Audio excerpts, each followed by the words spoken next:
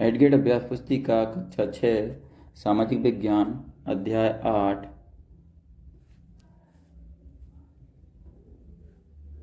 के प्रश्नोत्तर हल करेंगे। अध्याय का नाम है गांव, शहर और व्यापार। चलिए सबसे पहला प्रश्न हल करते हैं हम। प्रश्न 1 है, दक्षिणा पथ के स्वामी कहे जाते थे। Option A Maurya, option B Satavahana, option C Chola, option D Kushan.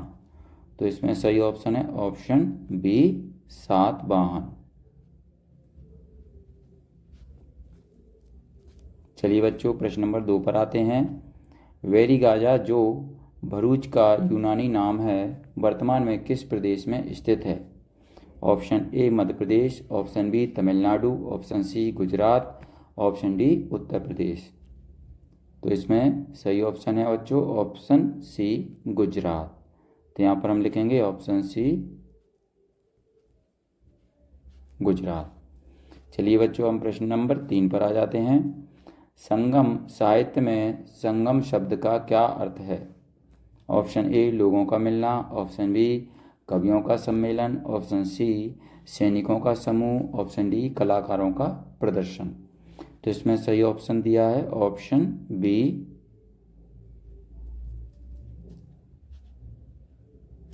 कवियों का सम्मेलन। चलिए बच्चों हम आगे बढ़ते हैं। प्रश्न नंबर 4 है, मथुरा के अभिलेखों में निम्न में से कौन सा उल्लेख नहीं मिलता है?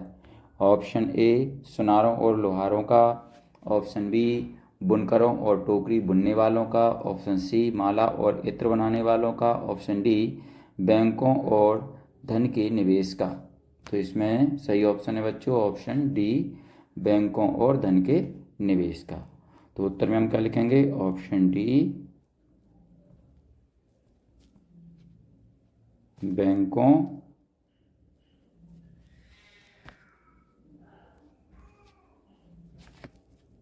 और धन के निवेश का। चलिए बच्चों हम आगे बढ़ते हैं। प्रश्न नंबर 5 पर आ जाते हैं। कृषि के विकास में सिंचाई के लिए साधन थे। ऑप्शन ए नहरों और कुएं,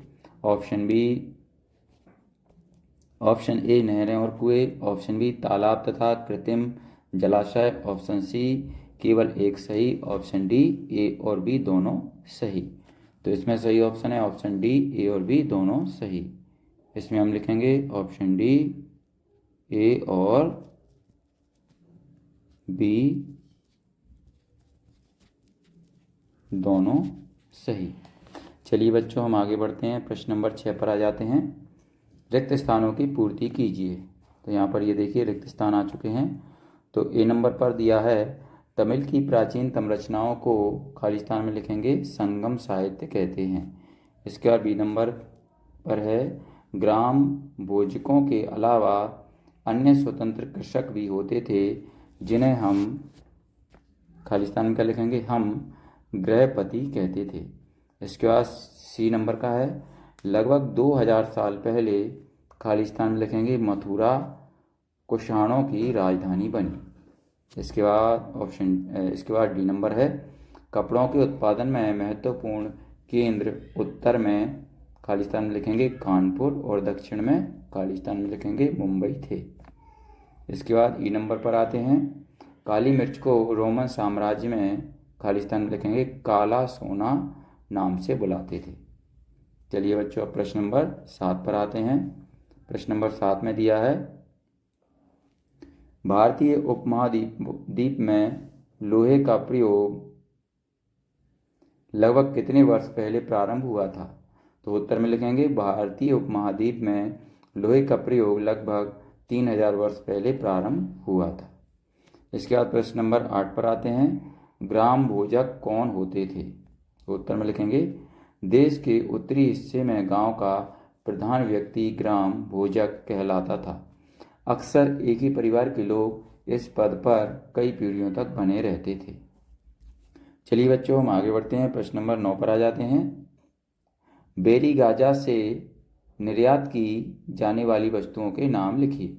तो उत्तर में लिखेंगे बेरीगाजा से हिमालय की जड़ी बूटियां, हाथी दांत, गोमेद, कार्नेलियन, सूती कपड़ा, रेशम तथा इत्र आदि यहाँ पर निर्यात किए जाते हैं। इसके बाद प्रश्न नंबर 10 पर आते हैं। आहत सिक्कों से क्या आशय है? तो उत्तर में लिखेंगे, आहत सिक्के सामान्यतः आयताकार और कभी कभी वर्गाकार या गोल होते थे। यह या तो धातु की चादर को काटकर या धातु के चपटे गोलिकाओं से बनाए जाते थे। आहत सिक्कों में कुछ लिखा हुआ नहीं था, बल्कि इन पर कुछ चिन्ह ठप्पे से बनाए जाते थे। चलिए बच्चों, प्रश्न नंबर 11 पर आ जाते हैं। अब प्रश्न नंबर 11 में पूछा है, मथुरा अभिलेख में किन कामगारों का उल्लेख है, उनके नाम लिखिए। तो उत्तर में लिखेंगे, मथुरा अभिलेख में सुनार, लोहार, बुनकरों, टोकरी बनाने वालों और इन सभी कामगारों का उल्लेख मिलता है। इसके बाद प्रश्न नंबर 12 पर आ जाते हैं। उत्तरी काले चमके पात्रों का निर्माण किस तरह किया जाता है? उत्तर में लिखेंगे, उत्तरी कल चमके पात्र एक कठोर चाक निर्मित धातु की तरह दिखने वाले तथा चमकदार काली सतह वाले पात्र हैं। इसे बनाने के लिए कुम्हार मिट्टी के बर्तनों को भट्टों पर उच्च तापमान पर रखते थे, जिसके परिणाम वे पात्र स्वरूप बन जाते थे। इसके बाद प्रश्न नंबर 13 पर आते हैं। अरिकामेडु पत्तन का वर्णन कीजिए। तो उत्तर में लिखेंगे, लगभग 2200 से 1900 साल पहले अरिकामेडु एक पत्तन था। यहाँ दूर दूर से आए जहाज से सामान उतारे जाते थे। यहाँ ईंटों से बना एक ढांचा मिला है, जो संभवतः गोदाम रहा होगा। यहाँ भ्रमध्य सागरीय क्षेत्र एंकोरा जैसे पात्र मिले हैं। इनमें शराब या तेल जैसे तरल पदार्थ रखे जा सकते थे। चलिए अब प्रश्न नंबर 14 पर चलते हैं। समुद्र तटीय राज्यों की मुख्य विशेषताएं लिखिए। तो उत्तर में लिखेंगे, नंबर 1, समुद्र तटीय राज्यों में बहुत से पहाड़, पत्थर और नदी के मैदान हैं। इसके बाद नंबर 2 पर लिखेंगे, नदियों के मैदानी इलाकों में कावेरी का मैदान सबसे अच्छा है। चलिए बच्चों, प्रश्न नंबर 15 पर आते हैं। श्रेणी शब्द का क्या अर्थ है? तो उत्तर में लिखेंगे, अनेक शिल्पकार तथा व्यापारी अपने अपने संघ बनाने लगे थे, जिन्हें श्रेणी कहते थे।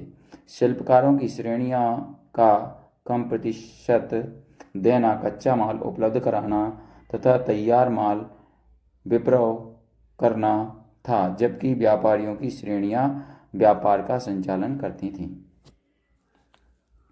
चलिए प्रश्न नंबर 16 पर आते हैं। पाठ्य पुस्तक के पृष्ठ 75 पर दिए गए औजारों के चित्र बनाइए तथा वर्तमान में उनका क्या उपयोग किया जाता है, लिखिए। तो यहाँ पर यह है संसी, यहाँ पर यह कुल्हाड़ी है और यहाँ ये हंसिया। इन औजारों का वर्तमान में उपयोग कृषि कार्य, घरेलू कार्य, लकड़ी काटने आदि कार्यों में किया जाता है। चलिए बच्चों, हम आगे बढ़ते हैं।